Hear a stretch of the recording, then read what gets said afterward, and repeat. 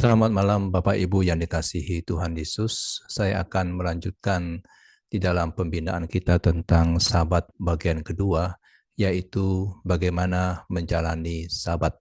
Saya akan share screen terlebih dahulu sebelum saya menjelaskan lebih lanjut tentang bagaimana menjalani Sabat.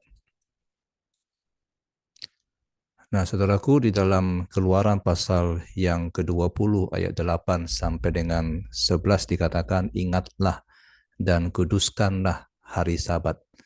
Nah, kata ingatlah ini itu artinya pastikan bahwa saudara tidak menentang, tidak menolak atau melupakan perintah ini. Jadi pokok perintah ini adalah hari Sabat, dan ini merupakan berasal dari kata Ibrani yang berarti istirahat, berhenti dari aktivitas yang saudara lakukan dan menyegarkan diri kembali setelah saudara bekerja keras. Hal ini dikatakan juga tentang Allah, di mana ia berhenti dari segala pekerjaan yang telah dibuatnya. Dan juga dikatakan tentang manusia dalam Keluaran 16 ayat 30, lalu berhentilah bangsa itu pada hari ketujuh. Bumi juga dikatakan beristirahat ketika ia tidak aktif, tidak dibajak atau disemai, dan akibatnya tentu tidak akan menghasilkan buah. Dan pada waktu itulah tanah akan beristirahat dan menikmati hari-hari Sabatnya. Jadi Sabat berarti perhentian, satu periode istirahat. Nah, hal selanjutnya yang perlu kita perhatikan sehubungan dengan perintah ini adalah berkaitan dengan waktu pelaksanaan, cara pelaksanaannya, dan orang-orang yang dipanggil untuk melaksanakannya. Waktu pelaksanaan. Saudara, Sabat tidak boleh dirayakan setiap 3, 10, 4, 20, atau 30 hari. Atau kapanpun misalnya pemerintah atau gereja menghendakinya, tetapi hanya pada hari ketujuh. Jadi 6 hari lamanya engkau akan bekerja dan melakukan segala pekerjaanmu, tetapi hari ketujuh adalah hari Sabat Tuhan Allahmu. Jadi hari itu haruslah salah satu dari 7 hari dan tidak boleh lebih awal atau lebih lambat. Nah, perintah tersebut menyatakan hari ketujuh, ya hari ketujuh yang mengikuti 6 hari kerja. 6 hari lamanya engkau harus bekerja. Nah, ini bukan perintah untuk bekerja tentunya, tetapi sebuah ketentuan berapa lama seseorang harus bekerja dan arahan kapan ia berhenti dan kapan hari Sabat dimulai. Jadi saudaraku, di sini dikatakan bahwa segala sesuatu yang wajib kita lakukan harus dilakukan di dalam 6 hari. Karena hari ketujuh adalah hari perhentian, yaitu hari Sabat Tuhan Allahmu. Tuhan beristirahat pada hari ketujuh, dan dengan demikian Tuhan memberikan contoh kepada kita. Dia telah menguduskan hari itu untuk tujuan-tujuan yang kudus, dan dia perintahkan kepada kita untuk menguduskannya demi kemuliaan namanya. Nah, itu waktu pelaksanaan hari Sabat. Nah, bagaimana cara menguduskan hari itu? Caranya adalah sama tadi, jangan melakukan sesuatu pekerjaan. Kita tahu bahwa di dalam perintah pertama, kita diperintahkan untuk melayani Tuhan, dan ini mencakup semua aktivitas jiwa dan raga kita setiap saat. Kita mesti melayani Tuhan, jangan ada ilah lain di hadapannya, jangan menyembah ilah yang lain. Kita mesti memberikan penyembahan kita kepada Tuhan, baik itu siang maupun malam. Jangan ada padamu Allah lain, hanya Dialah yang kita berikan hidup kita. Kita diperintahkan untuk melayani Tuhan.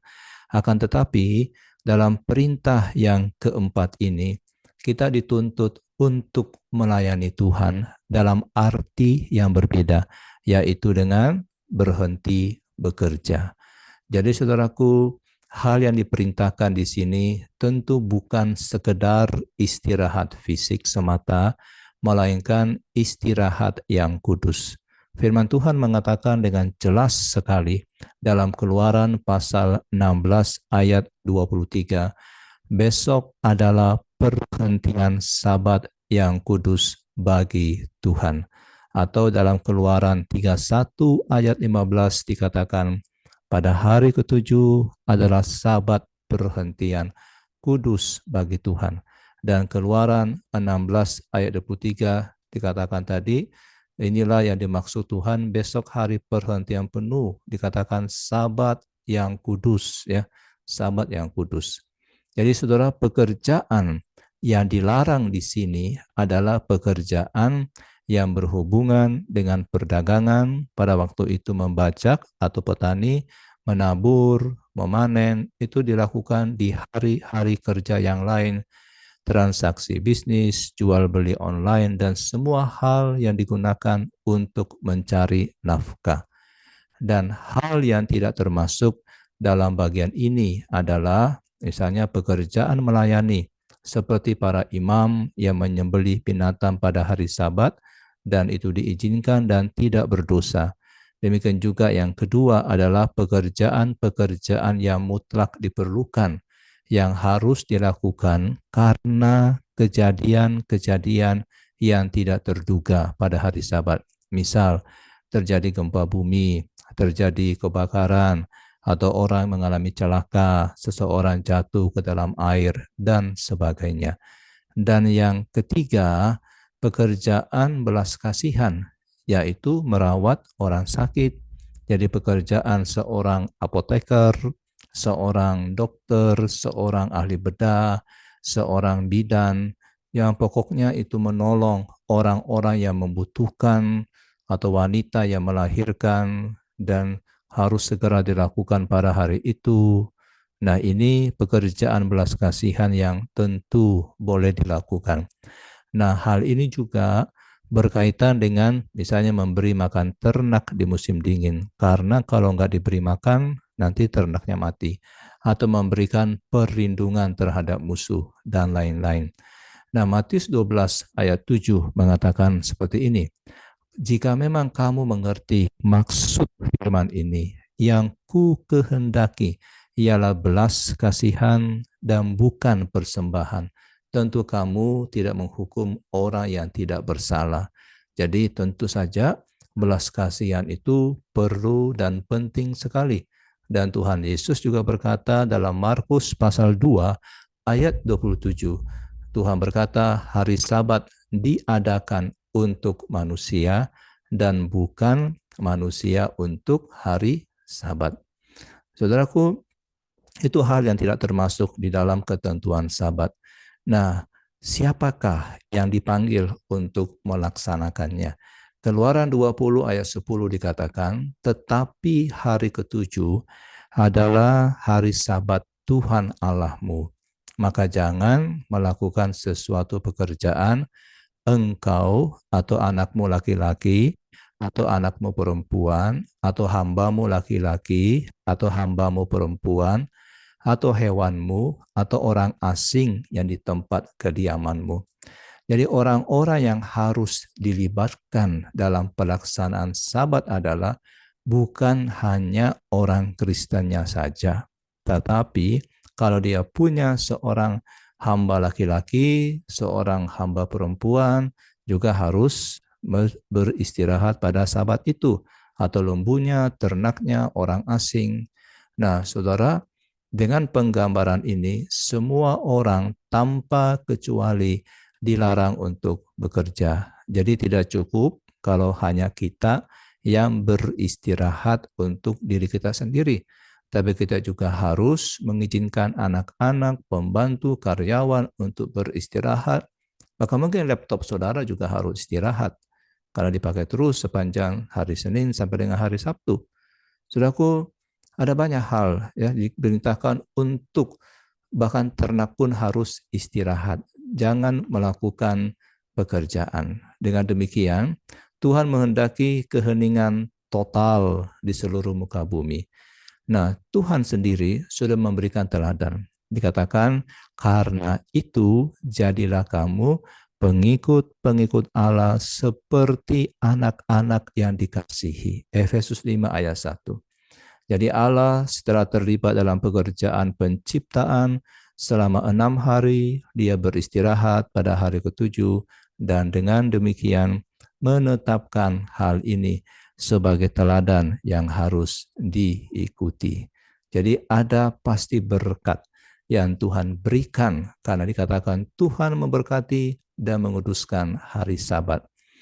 Mazmur 127 ayat 1 sampai 2 berkata, "Jikalau bukan Tuhan yang membangun rumah, sia-sialah usaha orang yang membangunnya.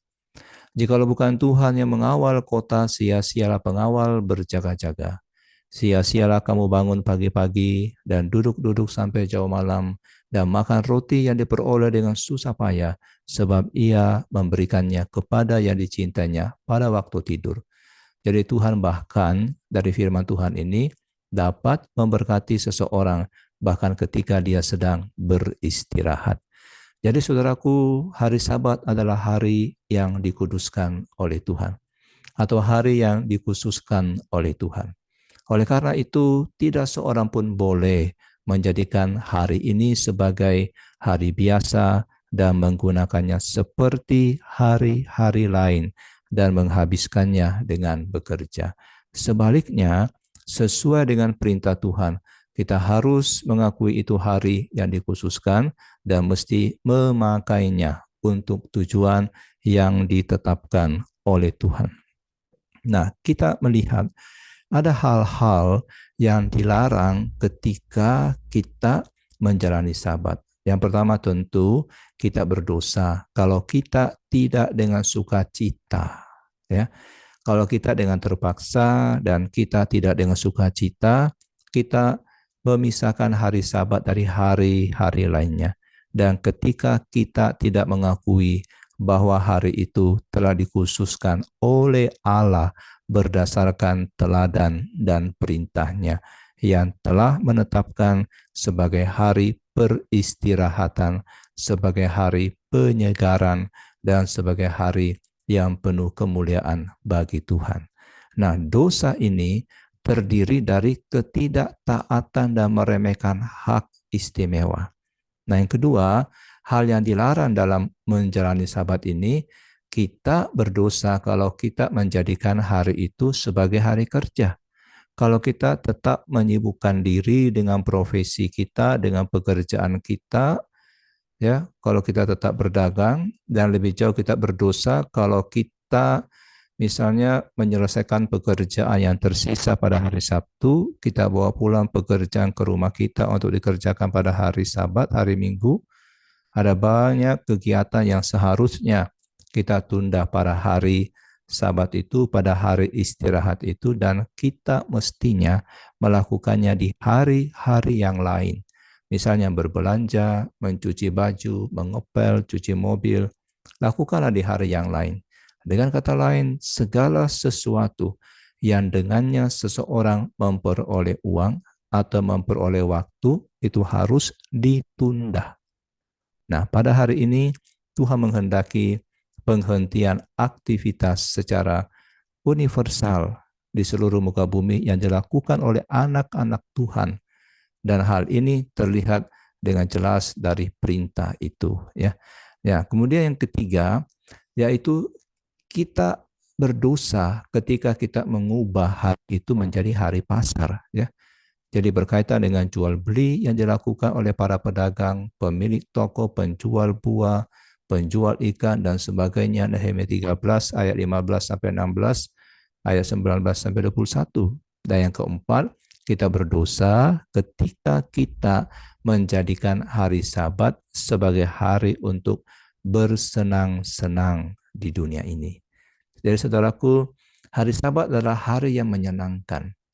Namun hari yang menyenangkan di dalam Tuhan.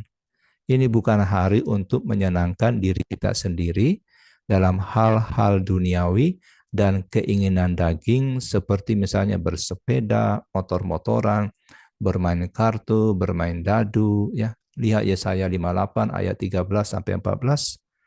Tetapi kalau kita misalnya berjalan-jalan di padang atau di taman, baik itu sendirian atau bersama orang lain, tidak termasuk dalam dosa-dosa yang dilarang ini. Kalau kita melakukannya dengan tujuan untuk mengamati karya-karya Allah, merenungkan tentang Allah, memuliakan Allah, untuk menyegarkan jiwa kita, menyegarkan raganya kita. Dan yang kelima, saudara, hal yang dilarang dalam menjalani Sabat ini, kelima, kita berdosa ketika kita menjadikan hari ini sebagai hari dosa. Ya, saudara, pasti ya. Kita berdosa kalau kita menghabiskan hari ini, hari Sabat itu dengan segala macam kelonggaran dan ketidaksenonohan. Saudara, hari Sabat adalah hari yang dikuduskan oleh Tuhan. Dan orang Kristen yang melakukan dosa di hari yang dikuduskan benar-benar menista Allah. Ini bukan berarti bahwa melakukan dosa di hari yang lain boleh, tapi artinya adalah hormatilah Tuhan yang sudah memerintahkan untuk menguduskan hari Sabat, dan kemudian kita tidak menguduskan itu, bukan hanya tidak menguduskan, tapi kita berdosa. Saudaraku, saya kira sangat keterlaluan ketika seseorang berdosa lagi di hari Sabat. Dan yang keenam adalah kita berdosa dengan menjadikan hari ini sebagai hari kemalasan. Jadi Sabat itu bukan bermalas-malasan. Hari Sabat tidak dihabiskan dengan bermalas-malasan, dengan tidur dan membalas tidur yang sudah yang dikurangi selama hari Sabtu atau Jumat sebelumnya. Kita bayar kurang tidurnya kita di hari Sabat, dan termasuk kita tidur di kebaktian. Nah, orang yang seperti ini belum menjalankan Sabatnya. Memang kita boleh beristirahat, tapi bukan berarti kita bermalas-malasan. Saudaraku, dan tentu kita berdosa kalau kita menolak hari Sabat dan bahkan menjauhkan orang lain dari menguduskan hari Sabat dan tidak memberikan mereka kebebasan untuk melakukannya, atau bahkan mengejek mereka yang dengan sungguh-sungguh menerima dan menguduskan hari Sabat, mengatakan mereka itu bodoh, pemarah, ataupun munafik. Nah, di dalam hari Sabat ini tentu bukan hanya hal-hal yang negatif tadi yang tidak boleh kita lakukan, tetapi ada kebajikan-kebajikan yang diperintahkan oleh Tuhan. Dan kebajikan yang diperintahkan oleh Tuhan ini kita bisa pahami sebagai persiapan kita masuk ke hari Sabat, kemudian ketaatan kita menjalankannya, dan refleksi yang kita lakukan di hari Sabat ini. Nah, untuk persiapan, jadi penting sekali persiapan ini terlihat dengan jelas dari perintahnya. Ingatlah akan hari Sabat. Jadi kita diminta untuk ingat.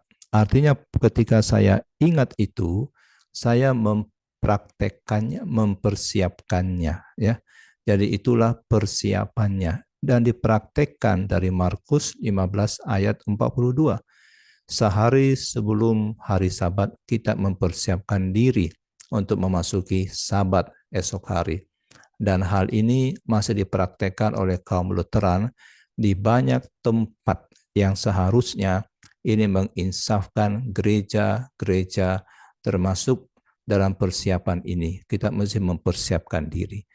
Nah, hal-hal yang termasuk dalam persiapan Sabat ini adalah pertama, tentu pengetahuan dan persetujuan akan kewajiban kita untuk menguduskan Sabat dan memisahkan hari Sabat ini dengan hari-hari lainnya dan seturut menuruti teladan Allah yang sudah memakai Sabat ini dan beristirahat.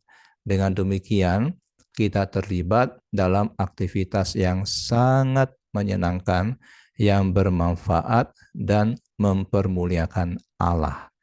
Nah, persiapan yang kedua adalah kita mesti mempersiapkan rohani kita, sehingga kita memiliki kerinduan rohani untuk hari Sabat itu, sehingga seseorang dapat dengan tenang mendekat kepada Allah dan kita dapat bersukacita di dalam Dia.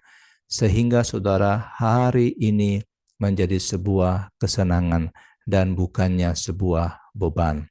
Dikatakan apabila engkau menyebutkan hari Sabat, hari kenikmatan, maka engkau akan bersenang-senang karena Tuhan. Saudaraku, Sabat adalah pagi yang membawa sukacita. Sabat adalah hari perhentian Allah yang suci, yang mulia.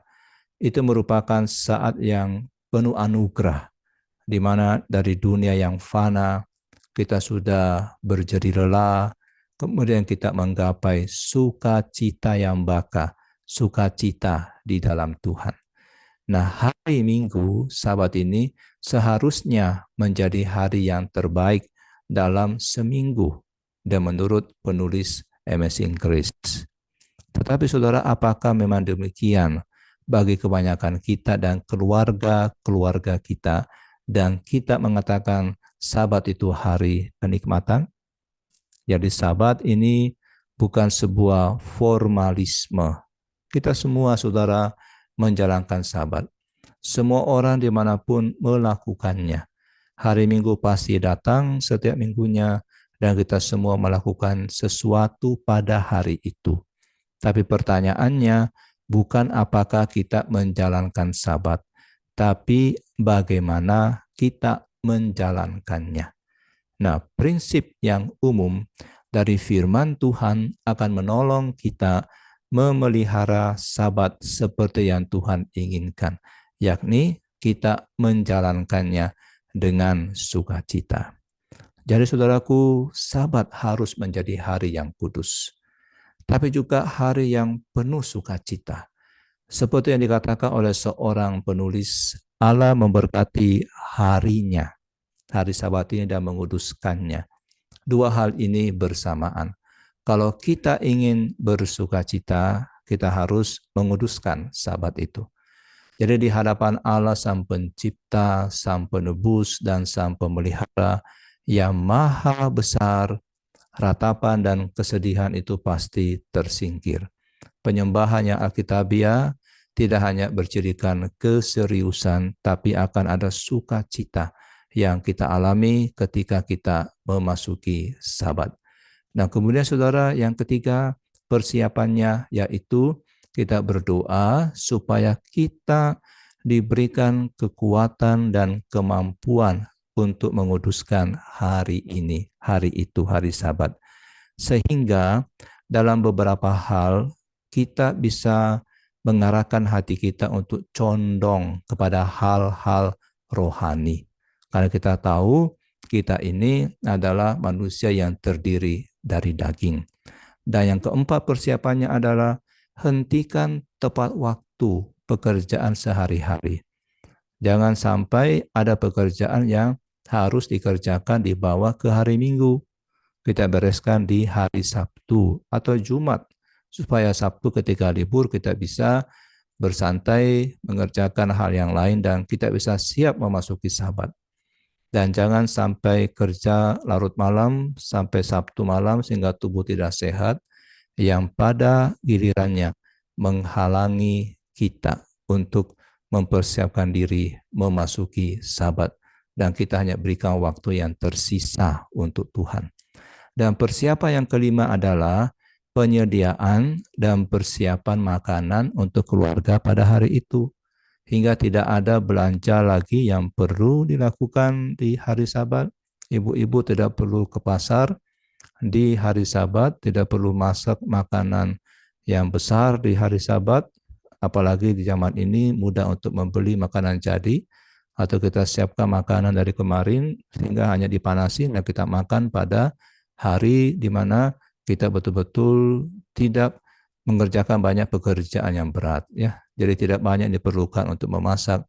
Pakaian cucilah di hari Sabtu, cucilah di hari Senin. Nah, ini persiapannya, saudara. Kemudian bagaimana dengan ketaatannya? Ketaatan untuk hari Sabat, pada hari Sabat. Jadi ketaatannya itu adalah kita menghabiskan hari Sabat itu di dalam istirahat yang kudus dan sepenuhnya kita menarik diri dari dunia, di dalam kegembiraan, di dalam sukacita di dalam Tuhan, dan di dalam sukacita yang kudus. Jadi yang kedua, di dalam ketaatan kita pelaksananya itu, kita menyibukkan diri dengan melihat karya-karya Allah di dalam penciptaan, di dalam pemeliharaan, dan pemerintahannya.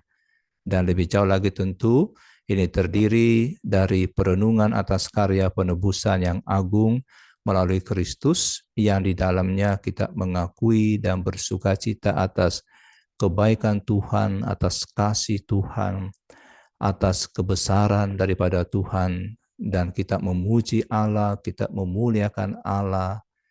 Jadi intinya kita menyibukkan diri dengan melihat karya-karya Allah yang begitu luar biasa. Dan selanjutnya adalah hadirilah pertemuan-pertemuan ibadah. Jadi ketika ada ibadah, dan tentu ada ibadah pada hari Minggu, hadiri pertemuan ibadah itu. Dan bersukacitalah atas fakta saudara bisa berada di tengah-tengah mereka, di tengah-tengah jemaat Tuhan, hadir bersama di hadapan Allah, menyanyikan puji-pujian, menyembah Dia, mendengar suara Tuhan, dan kemudian masuk ke hati kita, dan kita menerima berkat Tuhan. Dan hal yang selanjutnya adalah, saudara bisa mengunjungi orang sakit dan orang miskin, memberikan sesuatu kepada mereka, membacakan firman Tuhan, dan lebih jauh lagi, kalau mereka belum bertobat, saudara memberitakan tentang dosa, tentang kebenaran dan penghakiman, dan memperkenalkan mereka kepada Kristus. Dan tentu juga ini menghibur orang-orang yang sedang berada di dalam masalah. Dan yang selanjutnya, ketaatan kita pada hari Sabat adalah kita melaksanakan persekutuan orang-orang kudus, ya. Jadi bukan hanya kita ibadah, tapi kita ada sebuah persekutuan, mungkin kita bertemu dengan orang-orang kudus, ya, dalam pertemuan-pertemuan dengan pribadi dengan mereka, ya. Kita membaca firman Tuhan, menyanyikan nyanyian rohani, atau mungkin percakapan rohani, saling menasehati, saling menghibur satu sama lain. Pakailah waktu itu. Kita bisa saling membangun. Dan pakailah waktu itu juga untuk menghafalkan firman Tuhan, mengingat kembali firman Tuhan yang disampaikan pada hari Minggu. Jadi saudaraku, Sabat adalah istirahat yang kudus sepanjang hari, dengan menghentikan berbagai pekerjaan dan rekreasi duniawi yang itu boleh dilakukan pada hari lain. Jadi hentikan kegiatan-kegiatan membaca buku-buku yang rohani atau menonton, tapi khususkanlah hari itu. Itu merupakan hari yang kudus. Saudara, Sabat memang berhenti, ya, artinya berhenti. Tapi ini bukan berarti tertidur atau bermalas-malasan. Perintah Sabat ini bukan dimaksudkan agar kita berhenti dari melakukan pekerjaan hanya kemudian tidur sepanjang hari, atau nonton film sepanjang hari, atau berekreasi sepanjang hari. Kontras dalam Sabat ini bukan antara melakukan sesuatu yang berdosa dan sesuatu yang kudus, bukan. Sabat bukan berarti merupakan hari di mana saya hidup kudus di hari Sabat, dan di hari-hari lain saya boleh berbuat dosa, bukan. Sabat juga bukan berarti di hari-hari lain saya bekerja dan kemudian di hari Sabat saya rekreasi, bukan. Sabat bukan dalam arti bekerja dan rekreasi duniawi. Bukan berarti itu. Bukan artinya bahwa saya itu berhenti bekerja dan kemudian saya rekreasi duniawi. Tapi Sabat itu apa? Sabat adalah istirahat yang kudus. Di mana pada istirahat yang kudus itu kita menghentikan berbagai pekerjaan kecuali pekerjaan yang merupakan keharusan dan menyatakan kemurahan. Misal Tuhan Yesus, murid-muridnya ketika mereka lapar, mereka memetik gandum, dan Tuhan menyembuhkan orang sakit pada hari Sabat. Makan itu harus, menolong orang yang sakit itu harus, apalagi kalau nggak ditolong dia akan mati.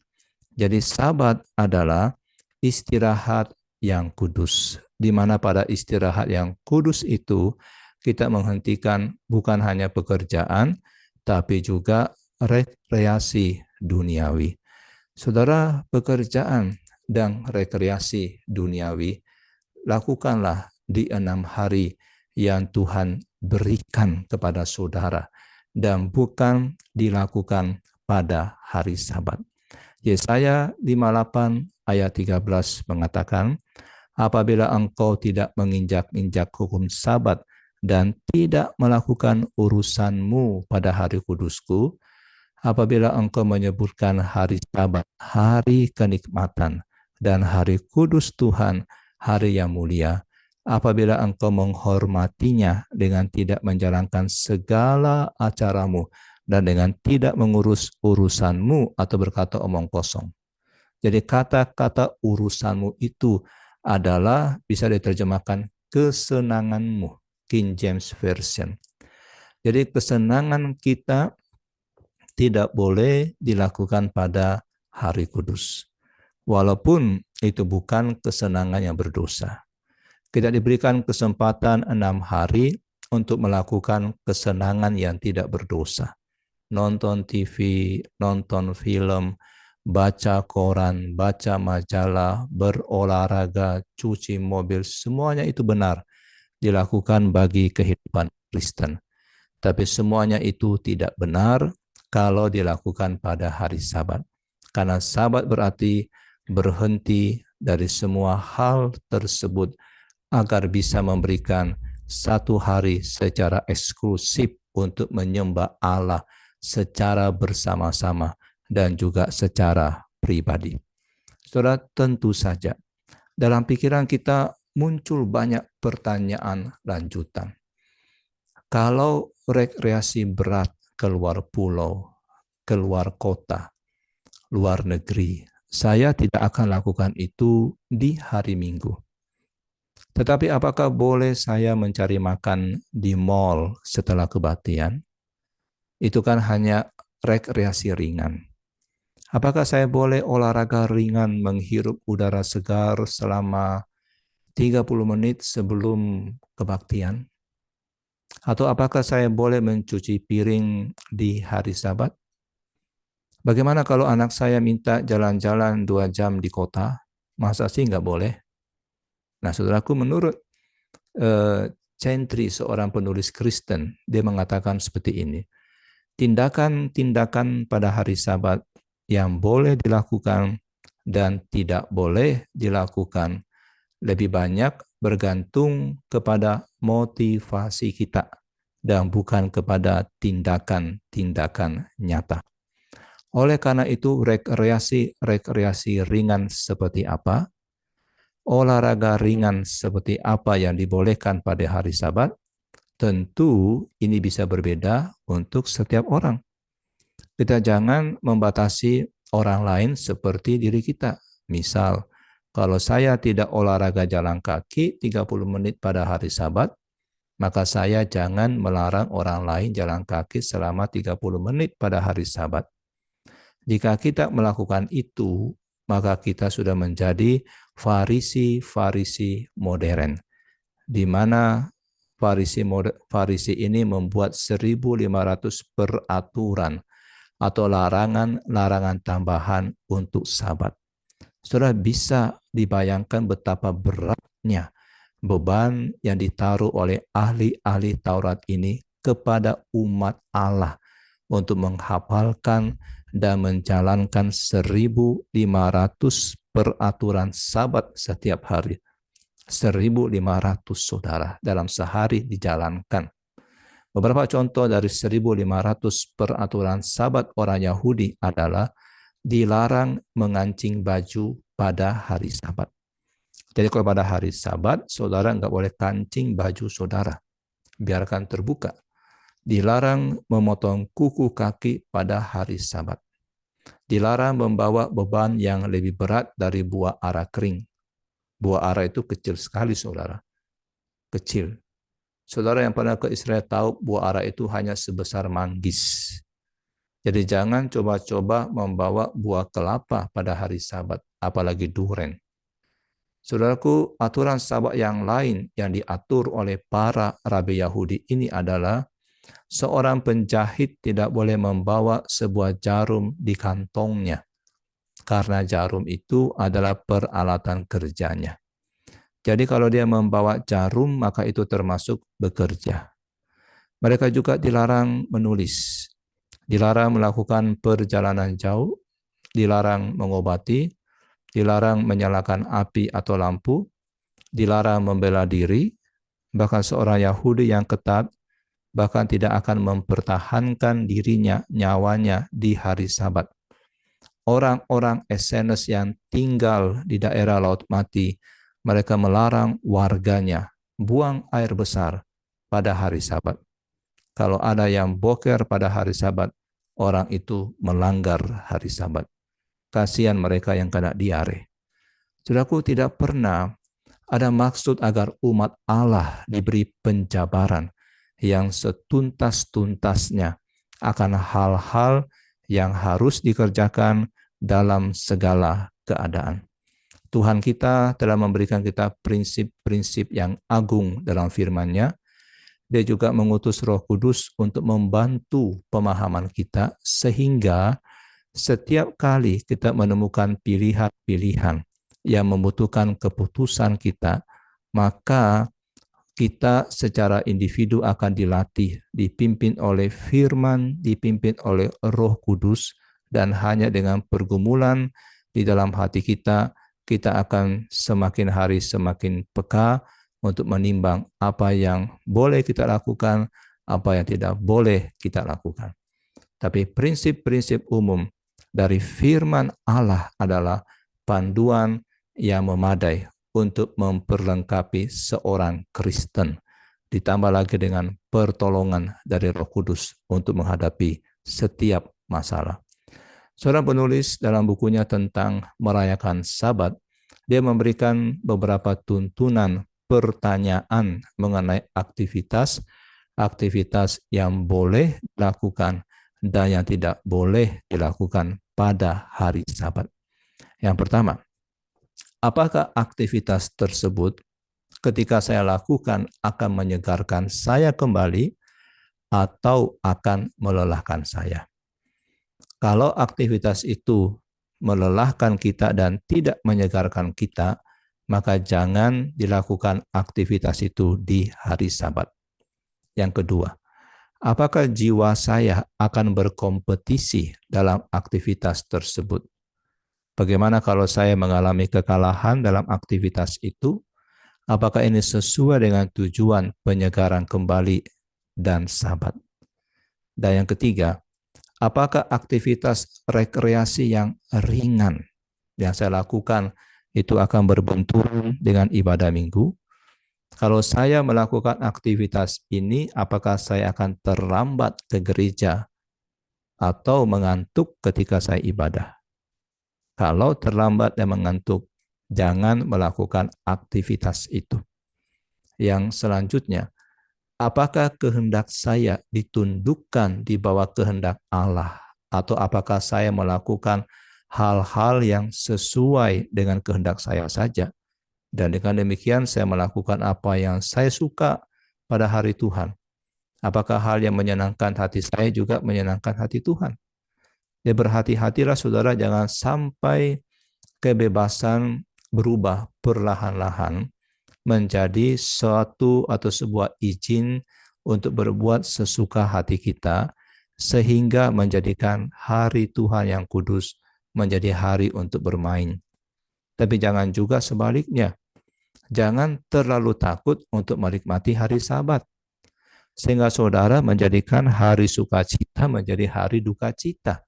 Karena saudara takut sekali, takut salah dalam menikmati Sabat. Sabat itu untuk bersuka cita. Sabat itu untuk bersantai dengan keluarga alami kita maupun dengan keluarga rohani kita. Katekismus Westminster mengatakan bahwa Sabat adalah menghabiskan seluruh waktu untuk melakukan ibadah secara bersama-sama maupun secara pribadi.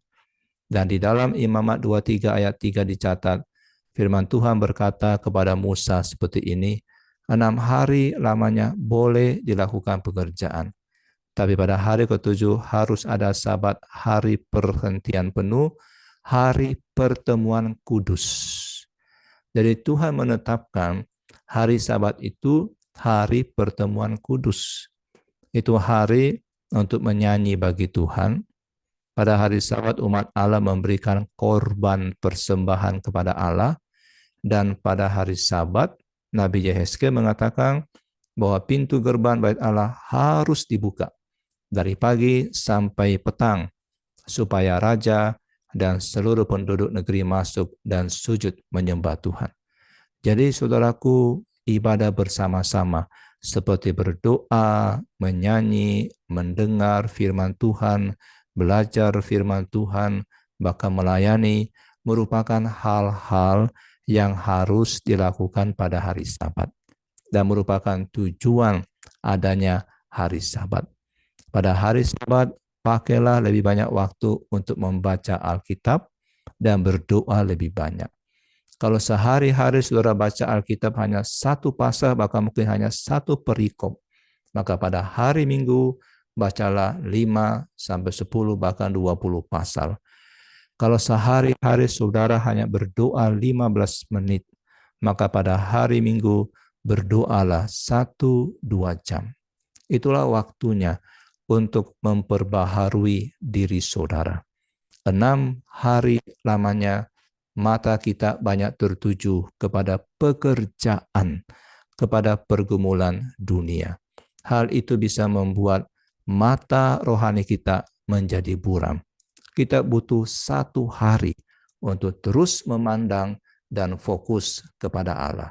Saudaraku, di Virginia Barat terdapat tambang batu bara, di mana pemilik tambang itu mempekerjakan penambang selama 6 hari seminggu. Mereka boleh beristirahat pada hari ke-7. Suatu hari ada yang berkunjung ke pertambangan tersebut dan bertemu dengan sang pemilik. Mereka mengatakan kepada pemilik, untuk apa memberikan waktu istirahat sehari kepada pekerja? Kerja saja selama 7 hari dalam seminggu.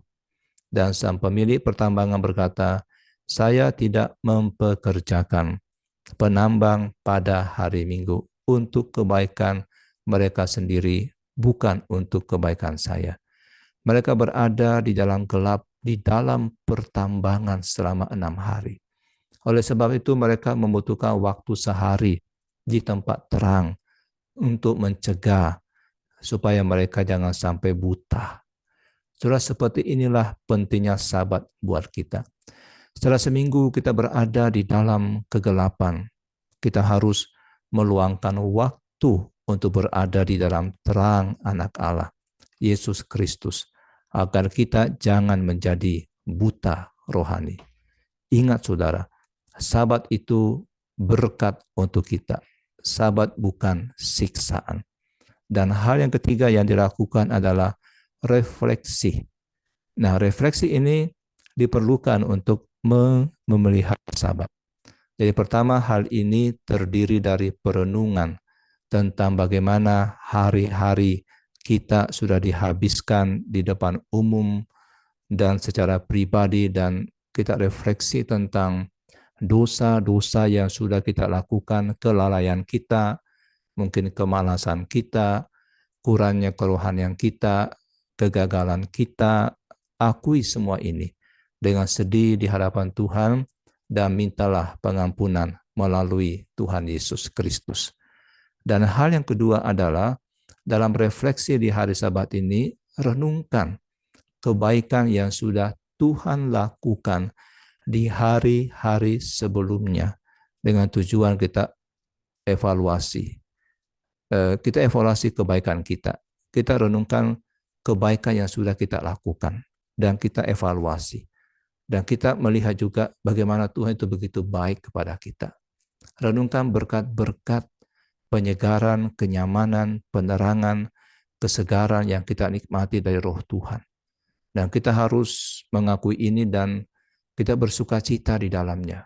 Bahkan kalaupun hanya sedikit yang kita alami, kita tetap bersyukur kepada Tuhan atas kebaikan yang kita terima dari Tuhan.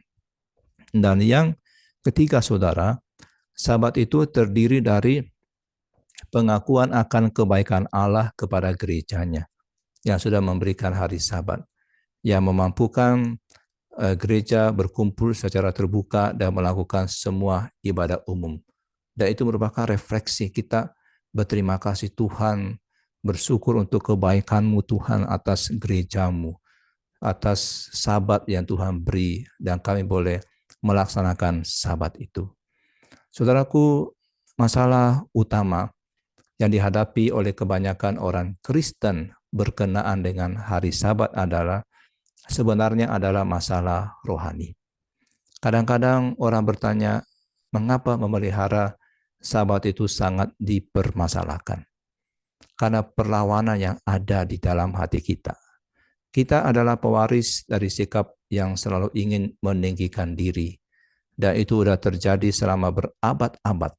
Dan pikiran kita belum ditaklukkan dengan firman Tuhan. Jadi dalam diri kita masih menentang hak Allah untuk memerintah atas diri kita. Bahkan orang Kristen pun pada umumnya menganggap remeh hal itu. Kebanyakan menganggap remeh. Kita menganggap Sabat itu tidak lebih daripada Sabtu kedua untuk membereskan pekerjaan rumah, berkebun, pekerjaan sekolah, pekerjaan kantor yang tidak kita selesaikan pada hari-hari yang lain. Jadi hari Minggu sudah kehilangan tempat khususnya dalam dunia kita yang begitu sibuk ini, seperti dikatakan oleh banyak sekali penulis-penulis Kristen. Jadi bagi banyak orang Kristen, hari Minggu mungkin hanya merupakan hari biasa, seperti hari-hari lain. Banyak orang Kristen sudah memakai hari Minggunya mengerjakan pekerjaan rumah, rekreasi yang membuat lelah, dan banyak sekali yang harus dikerjakan, dan sangat sedikit waktu yang tersedia dalam satu minggu, hingga kita curi waktunya Allah yang sudah dikhususkan untuk menikmati Allah dan merayakan karyanya. Dan kita terkadang merasa diri bijak dengan memakai Sabat itu untuk urusan duniawi kita. Padahal saudara, kita itu sebenarnya ketika memakai itu untuk urusan duniawi kita sebenarnya merugikan jiwa kita. Peterson mengeluh mengatakan seperti ini, apakah yang hilang ketika kita kehilangan Sabat? Kita kehilangan anugerah ketika kita kehilangan Sabat. Sabat itu merupakan sebuah anugerah. Seperti pedagang yang serakah yang ditentang oleh Amos. Orang-orang menginginkan hari Sabat segera berlalu, supaya bisa segera berbisnis seperti biasa. Dan seperti pedagang itu dan seperti orang Israel dan gereja pada masa kini, maka banyak sekali orang Kristen yang resah dan merasa tidak puas. Mereka heran kenapa mereka tidak bertumbuh. Dan kita mungkin heran kenapa kita nggak bertumbuh secara rohani. Kenapa Tuhan itu terasa begitu jauh dan gereja menjadi sangat lemah. Mungkinkah anugerah Allah ini mengalami kebocoran? Oleh karena apa? Kita mengabaikan Sabat. Kita tidak lagi menguduskan hari Sabat. Jadi memelihara hari Sabat merupakan sarana anugerah bagi semua orang yang mengasihi Tuhan. Yesaya 56 ayat 4-7 dikatakan, kepada orang-orang kebiri yang memelihara hari-hari Sabatku, dan yang memilih apa yang ku kehendaki, dan yang berpegang kepada perjanjianku, kepada mereka akan kuberikan dalam rumahku dan di lingkungan tembok-tembok kediamanku suatu tanda, peringatan, dan nama. Itu lebih baik daripada anak-anak lelaki dan perempuan. Suatu nama abadi yang tidak akan lenyap akan kuberikan kepada mereka. Dan orang-orang asing yang menggabungkan diri kepada Tuhan untuk melayani Dia, untuk mengasihi nama Tuhan, untuk menjadi hamba-hambanya. Semua yang memelihara hari Sabat dan tidak menajiskannya, dan yang berpegang kepada perjanjianku, mereka akan kubawa ke gunungku yang kudus, kata Tuhan, dan akan kuberi kesukaan di rumah doaku. Aku akan berkenan kepada korban-korban bakaran dan korban-korban sembelihan mereka yang dipersembahkan di atas mezbahku. sebab rumahku akan disebut rumah doa. Jadi saudaraku, jalan untuk mendapatkan berkat rohani yang begitu melimpah dan bahkan hidup yang diberkati oleh Tuhan, itu bukan dengan membangunnya sendiri, tapi dengan rendah hati. Kita memilih apa yang menyenangkan hati Tuhan. Kita beristirahat di dalam pekerjaannya, dan kita memelihara kekudusan perjanjiannya dan juga sabatnya. Saudara, mari kita mulai hari ini. Kita sungguh-sungguh sadar bahwa sabat itu masih berlaku sampai hari ini. Dan sabat kita harus jalankan dengan benar mulai hari ini. Karena Tuhan memberkati hari sabat dan menguduskannya. Dan siapkanlah hati kita selalu untuk menyambut hari yang penuh sukacita ini. Hari istirahat yang kudus di dalam Tuhan. Jangan pakai 24 kali 7 untuk melakukan pekerjaan saudara. Kita bukan robot. Kita ini manusia. Dan bahkan robot pun harus istirahat. Karena kalau tidak akan mengalami keausan dan akan mengalami kondisi yang kering. Saya yakin kita tidak ingin menjadi orang-orang Kristen yang kering. Mari di hari Sabat, di hari Minggu, di hari Tuhan, kita memperbaharui kembali rohani kita. Kita memperbaharui kembali relasi kita dengan Tuhan. Ya, saudara, demikianlah materi tentang Sabat yang saya boleh sampaikan pada hari ini. Dan saya serahkan kepada moderator untuk memimpin kita di dalam tanya jawab yang sebentar akan kita lakukan, dan saya akan berusaha untuk menjawab semaksimal mungkin pertanyaan saudara. Saya serahkan kepada moderator.